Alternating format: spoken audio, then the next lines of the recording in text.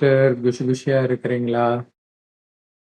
ஓம் சாந்தி brother. குஷியா இருக்கிறோம். Okay sister. நம்ம வந்து 17/10/1970 புது முரளி பார்க்க போறோம். இதுக்கு முன்னாடி முரளியுடைய வரதானத்துல வந்து பாபா என்ன சொல்லியிருப்பாருன்னா, ஒரு முரளி கேட்கறது, அதை நினைச்சு பார்க்கறது, மற்றவங்களுக்கு சொல்றது, இது மட்டும் ஞான சிந்தனை கிடையாது. உங்களுடைய பலகீனத்துக்கு அதை அப்ளை பண்ணி அதை மாத்துறது தான் ஞான சிந்தனை. அது என்னெல்லாம் பண்ணி அதை மாத்தணும், என்னெல்லாம் எனக்கு பலகீனம் இருக்குது. நான் அது கண்ணாடி தான். முரளின்றது கண்ணாடி, நம்முடைய பலகீனத்தை காட்டுற கண்ணாடி அது. ஸோ அப்ப அதெல்லாம் எப்படி ஒரு கண்ணாடி பார்த்துட்டு மேக்கப் கரெக்டா இந்த இடத்துல மேக்கப் வைக்கணும் அப்படின்னு வைக்கிறோமோ, அந்த மாதிரி இந்த இடத்துல குறை இருக்குது, இந்த குறையை நாம சரி பண்ணணும் அப்படிங்கிறது தான் சுய சிந்தனை, ஞான சிந்தனை அப்படின்னு சொல்றாரு பாபா. அடுத்தது செய்பவர் சேவிப்பவர் எல்லாமே பாபா தான் போது தானாவே அபிமானம் வராது அப்படின்னு ஸ்லோகன் சொல்லியிருந்தார். சரி, ஓகே. இன்னைக்கு வந்து புது முரளி பார்ப்போம். 17/10/1970. தலைப்பே வந்து திருஷ்டியின் மூலம் சிருஷ்டியின் படைப்பு. அநேகமாக இப்ப சமீபமா வரதானம்லாம் இதுல இருந்து வருதுன்னு நினைக்கிறேன். பார்ப்போம். சரி, ஓகே. படிங்க. திருஷ்டி மூலமாக சிருஷ்டியின் படைப்பு. டீச்சர்ஸ் ட்ரைனிங் வகுப்பு தொடக்க விழா. அனைவரும் அவ்யக்த நிலையில் நிலைத்திருந்து யக்ஞத்தின் காரியத்தை செய்கிறீர்களா?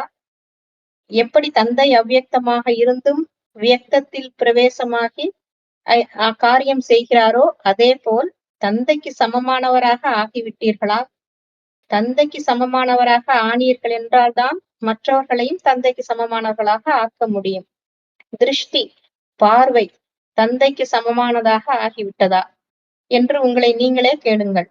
வார்த்தைகள் தந்தைக்கு சமமானதாக ஆகிவிட்டதா? எண்ணம் தந்தைக்கு சமமானதாக ஆகிவிட்டதா? தந்தைக்கு நினைவில் என்ன இருக்கிறது தெரிந்திருக்கிறீர்களா? தந்தையின் நினைவில் எப்பொழுதும் என்ன இருக்கிறது மற்றும் உங்களின் நினைவில் எப்பொழுதும் என்ன இருக்கிறது? வித்தியாசம் இருக்கிறதா? ஆம். என்ன வித்தியாசம்? சமமான நினைவு இருக்கிறதா? ஏதாவது நினைவு இருக்கிறதா? அல்லது எந்த நினைவும் இருப்பதில்லையா? நினைவு இருக்கிறதா அல்லது நினைவிலிருந்தும் விலகி இருக்கிறீர்களா? ஏதாவது விஷயத்தில் உங்களுடைய நினைவு தந்தைக்கு சமமானதாக இருக்கிறதா? அது எந்த நினைவு? குணங்களின் நினைவு. வேறு ஏதாவது தந்தைக்கு சமமான நினைவு இருக்கிறதா? காரியங்களின் நினைவு. நல்லது. குணங்களின் சமநிலை இருக்கிறதா? இல்லையெனில் கடைசியில் நினைவில் சமநிலை வந்துவிடுமா? வரிசை கிரமமாக வரும். முதல் குழந்தை மற்றும் தந்தையில் வித்தியாசம் இருக்குமா? பாப்தாதாவிடம் வித்தியாசம் இருக்குமா? சமநிலை வந்து விடுமா? எப்படி தந்தை எல்லைக்கு அப்பாற்பட்ட தந்தையாக இருக்கிறார் மற்றும் தாதாவும் பிரம்மபாபாவும் எல்லைக்கு அப்பாற்பட்ட தந்தையாக இருக்கிறார். பாப்தாதாவின் நெருங்கிய சமநிலை இருக்க வேண்டும். எவ்வளவிற்கு எவ்வளவு நெருக்கமோ அவ்வளவு சமநிலை. கடைசியில் குழந்தைகள் நீங்களும் தன்னுடைய படைப்பின் படைப்பவராகி நடைமுறையில் அனுபவம் செய்வீர்கள். எப்படி தந்தைக்கு படைப்பை பார்த்து படைப்பவரின் சொரூபத்தின் நினைவு தானாக இருக்கிறது, அந்த மாதிரியான நிலை வரிசை கிரமமாக குழந்தைகளிடம் வர வேண்டும். நல்லது.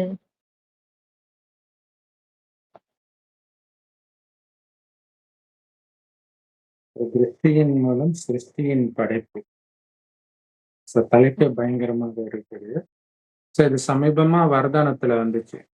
உங்களுடைய பார்வையின் மூலமாகவே சிருஷ்டியை படைக்கிறீங்க. இல்ல எல்லோரும் உயர்ந்தவராக பார்க்க அவங்க உயர்ந்தவர்களாகவே மாறுறாங்க. அப்படிதான் பிரம்ம பாபாவும் படைக்கிறார். ஒவ்வொருத்தரையும் அப்படிதான் பாக்குறாங்க பாப்தாதா அப்படின்னு சொல்லிடுவார். ஸோ அதை பத்தி தான் பின்னாடி வரும்னு நினைக்கிறேன். ஸோ பாபா வந்து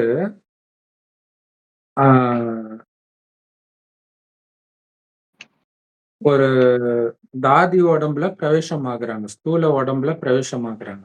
ஆனா ஆனது வந்து சூக்ஷ்ம உடம்பு, சூக்ஷ்ம உணர்வுல இருந்துதான் பிரவேசம் ஆகுறாங்க. பிரவேசம் ஆனாலும் அவங்களுக்கு தெரியும் இது நம்ம உடம்பு கிடையாது அப்படின்ட்டு. அதே மாதிரி நீங்களும் அவ்யக்த ஸ்திதியில இருந்து காரியம் செய்றீங்களா? இல்லையா? அதாவது நான்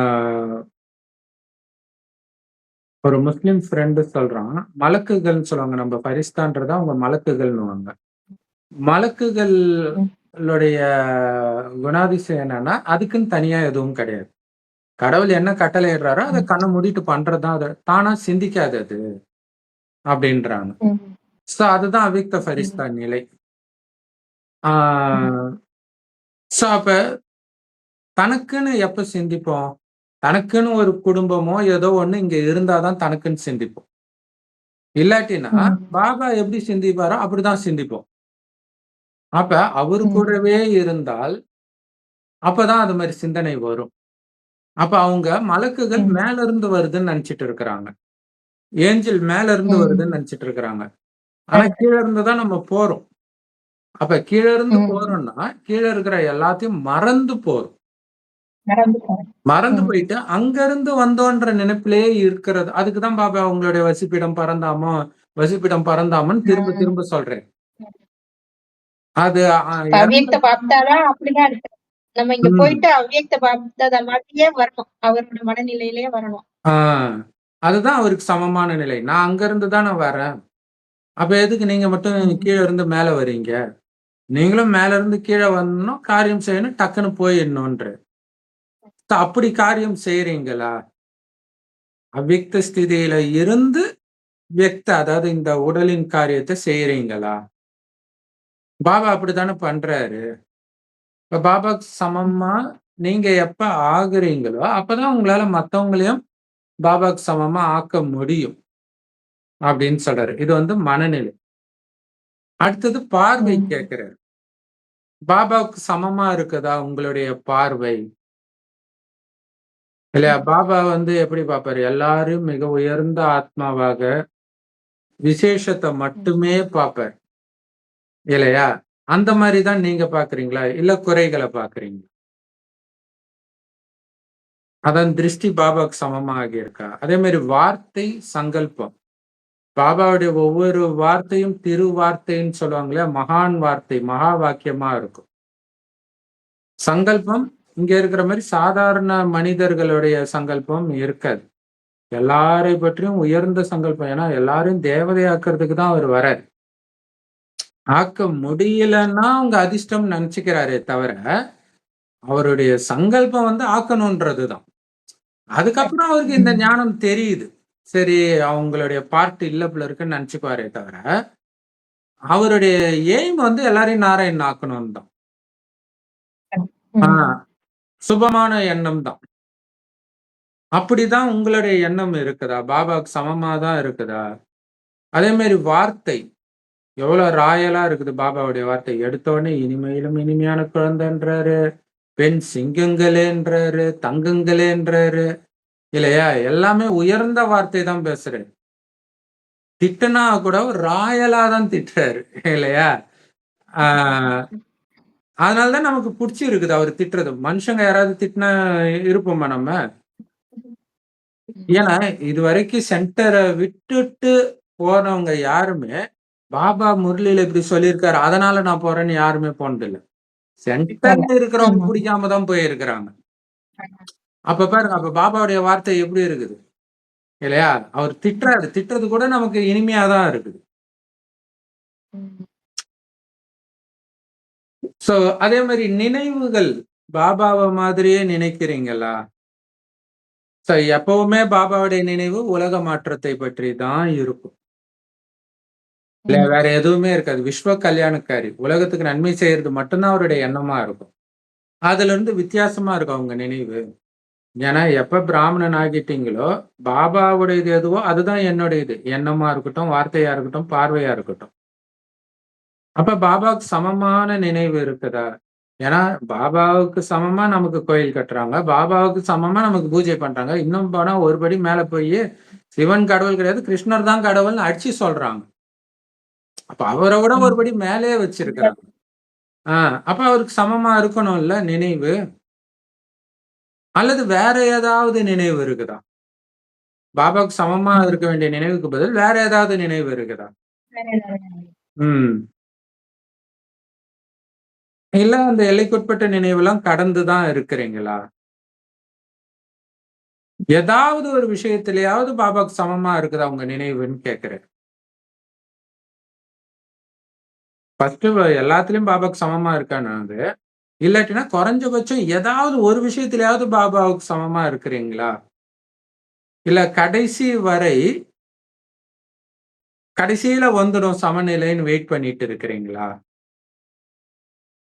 ஏன்னா, முதல் குழந்தைக்கும் பாபாவுக்கும் வித்தியாசம் இருக்குமான்னு கேட்கிறேன்.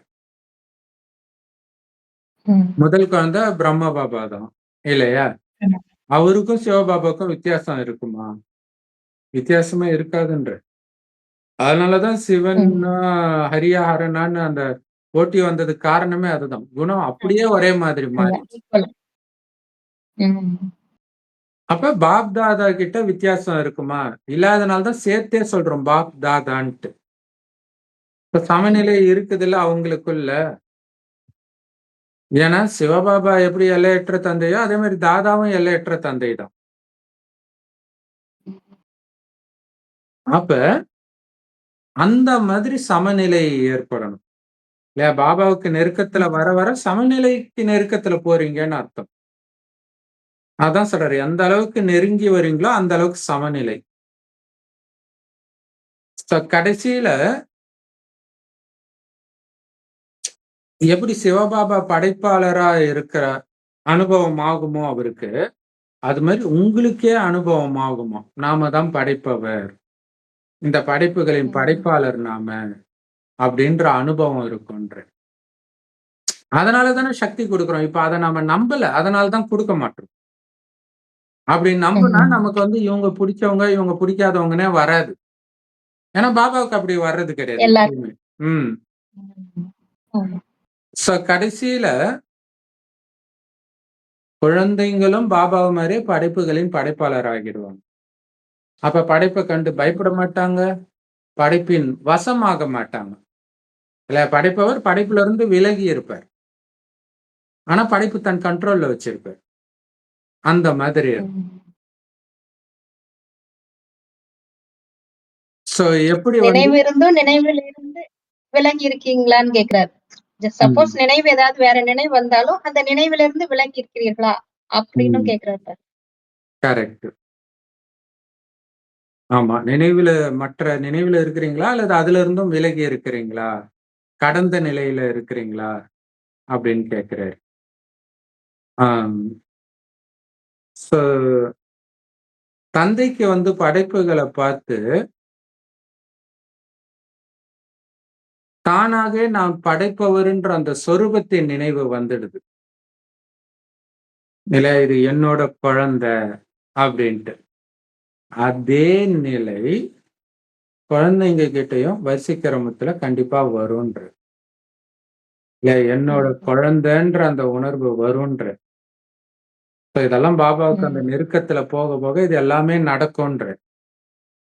அவருக்கு ஈக்குவலா வருவோம். திருஷ்டியின் மூலமாக சிருஷ்டிய படைக்க வருதா? இல்லையா? பார்வையினாலே படைக்கிறோம். ம். பார்வைனா அந்த எண்ணம் தான் மெயினா. எண்ணத்தின் மூலமாக கடவுள் படைத்தாருன்னு தான் எல்லா மதத்திலுமே போட்டிருக்கும். அந்த ம். எண்ணத்தோட பார்க்கிறது. உங்க படைப்புகள் எப்படி இருக்குது? அது அது படிங்க சிஸ்டர் அதுல. திருஷ்டி மூலம் சிருஷ்டியை படைக்க வருகிறதா? உங்களுடைய படைப்பு எப்படிப்பட்டது? வாய் மூலமாகவா? அல்லது கண்கள் மூலமாகவா? வாய் மூலமாக படைப்பது. இதுவரை அப்படிதான் நடந்து வருகிறது. வருங்காலங்களில் கவனம் வைப்பீர்கள். பார்வை மூலம் படைப்பை படைப்பீர்களா? திருஷ்டி மூலம் சிருஷ்டி என்று இந்த பழமொழி இருக்கிறது அல்லவா? எப்படி சத்தியுகத்தில் யோக பலத்தினால் படைப்பு படைக்கப்படுகிறதோ, அதேபோல் கடைசியில் உங்கள் அனைவரின் திருஷ்டியினால் சிருஷ்டி உருவாகும். அப்படிப்பட்ட திருஷ்டி மூலம் சிருஷ்டி மாறி விடட்டும். அந்த மாதிரி தன்னுடைய திருஷ்டியில் தெய்வீக தன்மையை அனுபவம் செய்து கொண்டே இருக்கிறீர்களா? பார்வை ஏமாற்றத்தையும் கொடுக்கிறது மற்றும் பார்வை தூய்மை இல்லாதவர்களையும் தூய்மையும் படுத்துகிறது. திருஷ்டி மாறுவதால் திருஷ்டி மாறுவதால் சிருஷ்டியும் மாறி விடுகிறது. அப்படியானால் திருஷ்டி எவ்வளவு மாறியிருக்கிறது?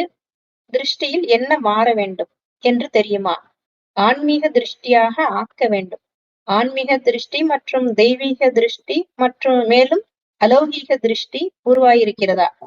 எங்கு பார்த்தாலும், யாரை பார்த்தாலும் ஆத்மீக சொரூபம் மட்டும் தென்படட்டும். அந்த மாதிரி திருஷ்டி மாறி இருக்கிறதா? ஆகியிருக்கிறதா? எப்பொழுது திருஷ்டியில், அதாவது கண்களில் ஏதாவது குறை இருக்கிறது என்றால் ஒரே நேரத்தில் ஒவ்வொன்றும் 2 தென்படும்.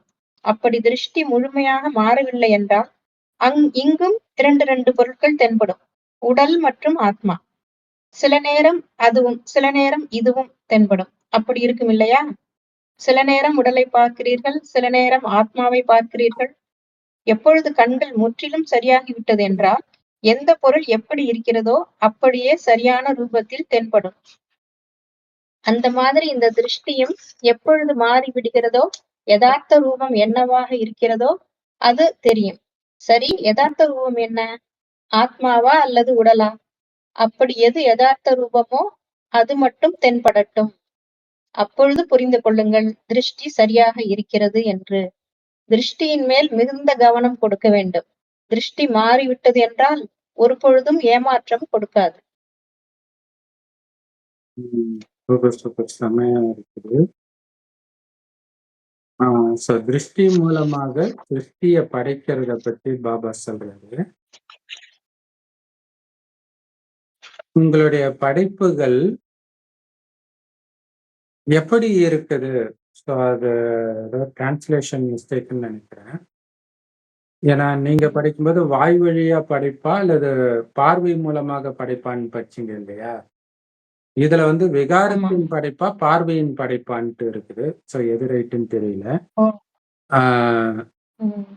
திருஷ்டியின் மூலம் சிருஷ்டி படைக்கப்படும்னு ஒரு பழமொழி இருக்குது. அந்த மாதிரி திருஷ்டி மூலம் சிருஷ்டி மாறிடணும் அப்படிங்கிற. ஆக்சுவலா வந்து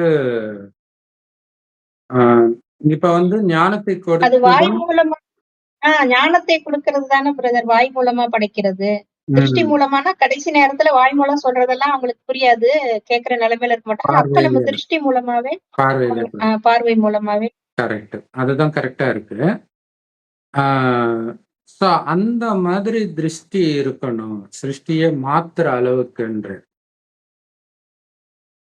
ஏன்னா அந்த மாதிரி சிலர் சொல்லுவாங்க, ஒரு கோயிலுக்கு போன டக்குன்னு என் குணமே மாறிடுச்சு, அல்லது ஒரு குருமாரை பார்த்தேன் என்னுடைய கெட்ட குணம் எல்லாம் போயிடுச்சுன்னு சொல்லுவாங்க.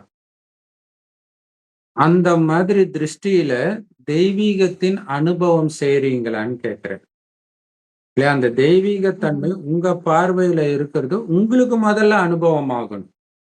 நான் ஒரு தெய்வீகமான பார்வை பார்க்கிறேன், உயர்ந்த பார்வை பார்க்கிறேன், வெறும் ஆத்மாவை மட்டும் பார்க்கிறேன்னு முதல்ல நமக்கு அனுபவம் ஆகணும். அப்பதான் மத்தவங்களுக்கு அனுபவம் ஆகும். அப்படி அனுபவம் ஆகுதா தெய்வீகத்தை? சோ ஏன்னா பாபா சொல்லியிருக்காரு, அதிகமா ஏமாத்தக்கூடியது கண்கள்னு சொல்லியிருக்காரு இல்லையா? அதனாலதான் நிறைய கதையில வந்து அந்த கண்ணை புடுங்கி, கண்ணப்பன் கதையில கூட கண்ணை புடுங்கி கொடுக்கறது இருக்கும். ஆனா உங்களை ஏமாத்தக்கூடிய அதே கண்ணு ஒழுங்கா வேலை செஞ்சதுன்னா அழுக்கானவர்களை தூய்மை ஆக்கிடும். எப்ப உங்க கண்ணு உங்களை ஏமாத்தலையோ, அந்த அளவுக்கு பவர்ஃபுல்லா ஆக்குறீங்களோ, அப்ப அழுக்கானவர்களையும் அது தூய்மை ஆக்கிடும். அததான் திருஷ்டி மாறினா சிருஷ்டியே மாறிடுது அப்படின்னு சொல்ற. அப்ப உங்க திருஷ்டி எந்த அளவுக்கு மாறி இருக்கு? சிருஷ்டி மாறணும்னா முதல்ல உங்க திருஷ்டி மாறணும்ல. ஜென்ரலா சொல்லுவாங்களா, அவன் கூட எல்லாம் சேராத, அவன் பார்வையே சரியில்லைன்னுவாங்க. மெயினா பார்வையை தான் சொல்லுவாங்க, அப்புறம்தான் வார்த்தை எல்லாம். சோ திருஷ்டியில திருஷ்டி எந்த அளவுக்கு மாறி இருக்குதுன்னு சொல்றேன். இன்னும் என்ன அளவுக்கு மாற்றத்தை கொண்டுட்டு வரணும், என்ன மாற்றத்தை கொண்டுட்டு வரணும்? பாபா சொல்ற ஆன்மீக திருஷ்டியை உருவாக்கணும். ஆக்சுவலா வந்து திருஷ்டி கழிக்கிறதுன்னு சொல்லுவாங்க இல்லையா? மத்தவங்க பார்வை சரியில்லைன்னா திருஷ்டி கழிக்கிறது. இப்ப திருஷ்டின்றது பார்வைன்ற அர்த்தத்துலதான் சொல்லி இருக்கிறாங்க. மத்தவங்க பார்த்து பார்க்கறது மூலமா தான் ஒருத்தங்க பொறாமைப்பட்டு பார்த்தாங்கன்னா, அந்த இது நமக்கு ம், திருஷ்டி ஆயிடும் அப்படிம்பாங்க. அத கழிக்கணும் ம், தான் இந்த சூடம் சுத்துறது எல்லாமே. கரெக்ட். அந்த பொறாமை வந்து அந்த கண் வழியா போகுது. போகுது. அது தாக்குது. அப்ப ஆன்மீக திருஷ்டிய உருவாக்கணும். அப்படின்னா என்ன அர்த்தம்? ஆத்மாவ பார்க்கணும். அதான் ஆன்மீக திருஷ்டி. ஆத்மான்ற உணர்வுல இருந்து ஆத்மாவ பார்க்கணும். இதுதான் ஜோதியாகி ஜோதியை ஏத்துறது. இந்த லட்சதீபத்தெல்லாம் ஒரு விளக்க வச்சு பல விளக்கு ஏத்துவாங்க. அது எல்லாமே நான் ஆத்மான்ட்டு மத்தவங்கள ஆத்மான்னு பார்க்கறது தான். அப்ப ஆன்மீக திருஷ்டி, தெய்வீக திருஷ்டி, அலௌகிக திருஷ்டியாக மாறி இருக்குதான்னு கேட்கிறேன். இல்ல ஒண்ணு ஆத்மாவ பார்க்கணும். இன்னொன்னு அந்த பார்வையில தெய்வீகம் இருக்கணும். இல்ல உயர்ந்த பார்வையா இருக்கணும். அடுத்தது அலௌகிகமாக இருக்கணும். விலகியும் இருக்கணும். பற்று இருக்கக்கூடாது. எங்க பார்த்தாலும், யார பார்த்தாலும் ஆன்மீக சொரூபம் மட்டும்தான் தெரியணும். எங்கெங்க காணினும் ஜோதியடா அப்படின்னுவாங்களே, அந்த மாதிரி ஜோதி தான் தெரியணும். ஜோதி ஜோதி பரஞ்சோதின்னுவாங்க இல்லையா? அந்த மாதிரி ஆன்மீக சொரூபம் மட்டும்தான் தெரியணும். அதுதான் அர்ஜுனன் எனக்கு அந்த புறாவுடைய கண்ணு மட்டும்தான் தெரியுதுன்னா. அந்த அம்பு போட்டி ஃபுல்லாவே அதுதான். சக்கர வியூகத்துல இருந்து வெளியில வர்றதெல்லாம் அதுதான். ஆத்மா பார்க்கலன்னா மாட்டிக்கிட்டாங்கன்னு அர்த்தம். ஆத்மாவை மட்டும் பார்த்தா வெளில வந்துட்டாங்கன்னு அர்த்தம். ஸோ ஆன்மீக சொரூபம் மட்டும்தான் தெரியணும். அந்த மாதிரி திருஷ்டி மாறிடுச்சா? ஏன்னா, கண்ணுல பாதிப்பு இருக்கும் பொழுதுதான் ஒரு பொருள் மங்கலா தெரியும். டபுள் டபுளா தெரியும். நைட்டு கூட ரொம்ப நேரம் கண்ணு முழிச்சா அந்த மாதிரி டபுள் டபுளா தெரிய ஆரம்பிக்கும். அப்ப பார்வை சரியில்லைன்னு அர்த்தம். அதே மாதிரி இங்க நம்மளுடைய பார்வை சரியில்லைன்னா, இந்த ஆன்மீக ரீதியா கூட 2 பொருள் தெரியுமா? ஆத்மா மட்டும் தெரியறதுக்கு பதிலாக ஆத்மாவும், தேகமும் சேர்ந்து தெரியுதாம். இப்ப தேகமே தெரியக்கூடாது. அதான் இங்க விஷயம். இல்லையா? நான் புருவ மத்தியில இருக்கிற ஆத்மா இல்ல. நான் வெறும் ஆத்மா தான். உடம்பே கிடையாது. நாளை நாளை மறுநாள் முரளியில பாபா வரதானத்துல சொல்றாருன்னு நினைக்கிறேன். இந்த உடம்பு பாபாவுடைய சேவைக்காக அடமானமாக கொடுக்கப்பட்ட பொருள். பாபா கொடுத்திருக்காரு. அப்ப அடமானமா எதுக்கு கொடுத்தாங்களோ அதுக்கு தான் யூஸ் பண்ணணுமே தவிர வேற எதுக்கும் யூஸ் பண்ணக்கூடாது. அதன் மீது பற்று கிடையாது. கேட்ட உடனே திருப்பி கொடுத்துடணும். இல்லையா? அப்ப அப்ப உடம்பு எனக்கு மட்டும் கிடையாது. யாருக்குமே கிடையாது. அப்படின்னா என்ன? பரந்தாமத்துல தான் இருக்கிறோம்னு அர்த்தம் இப்பவே. ஆத்மாவுடைய வசிப்பிடம் பரந்தாமன்னாரு இல்ல. இப்பவே புத்தியினால பரந்தாமத்துல பேசுறேன். பரந்தாமத்துல இருக்கிற ஆத்மா கிட்ட பேசுறேன்ற உணர்வுலயே இருக்கட்டும். அப்ப இந்த உலகத்தை மறக்கிறதுக்கு அது ஒரு ஈஸியான வழி இல்ல. பரந்தாமத்தை தான் நினைக்கணும். பாபாவை தான் பார்க்கணும். இப்ப பரந்தாமத்துல ஆத்மாவை பார்த்தா பக்கத்துல பாபா இருக்கிறதுன்னு தெரியும். சோ அதான் பாபா சொல்றாரு. அப்ப அந்த அளவுக்கு பார்வை மாறணும். மாறாததுனாலதான் 2 பொருள் தெரியுது. ஆத்மா, தேகம் 2ம் தெரியுது. சில சமயம் ஆத்மாவை பார்க்க முயற்சி பண்றீங்க. கொஞ்ச நேரத்துல ஆத்மா எங்க போச்சுன்னே தெரியல. உடம்பு தான் தெரியுது. அப்படித்தானே இருக்குதுன்னு கேட்கிறேன். சில நேரம் ஆத்மாவை பார்க்குறீங்க, சில நேரம் உடம்ப பார்க்குறீங்க. எப்படி கண்ணு சரியா இருந்துச்சுன்னா, கரெக்ட்டா எந்த பொருள் எப்படி இருக்குதோ அப்படி தெரியும். அதே மாதிரி இந்த திருஷ்டி கூட ஆன்மீக திருஷ்டியா மாறிடுச்சு அப்படின்னா, யதார்த்தமான ரூபம் ஆத்மாதான், உடம்பு கிடையாது. அப்ப அந்த யதார்த்தமான ரூபமான ஆத்மாதான் தெரியும். அப்ப புரிஞ்சுக்கலாம் திருஷ்டி நல்லா இருக்குது. அப்படி நல்லா இருக்கிறதுக்கு திருஷ்டி மேல கவனம் கொடுங்க. அப்ப திருஷ்டி நல்லா இருந்தா எப்படி கண்டுபிடிக்க முடியும்? அது ஏமாத்தாது. உடம்பு பக்கமே போகாது. குழந்தைங்களுக்கு இயல்பாகவே உடம்பு பக்கம் கவனம் போகாது. ஆத்மா பக்கமும் போகாது. பட் உடம்பு பக்கமும் போகாது. அதனாலதான் அந்த குழந்தைங்க வந்து கவர்ச்சியில எல்லாம் சிக்கிறது கிடையாது. டிவியே ஓடினாலும் அது பாட்டுக்கு வெளில விளையாண்டுட்டு இருக்கும். அப்ப திருஷ்டி மாறிட்டா ஏமாற மாட்டீங்க. ஏமாத்தாது அப்படின்னு சொல்றாரு. சரி, மீதி அடுத்தது வந்து நம்ம நாளைக்கு பார்க்கலாம். Om Shanti. Thank you sister. Om ரொம்ப சாந்தி. பவர்ஃபுல் முரளி.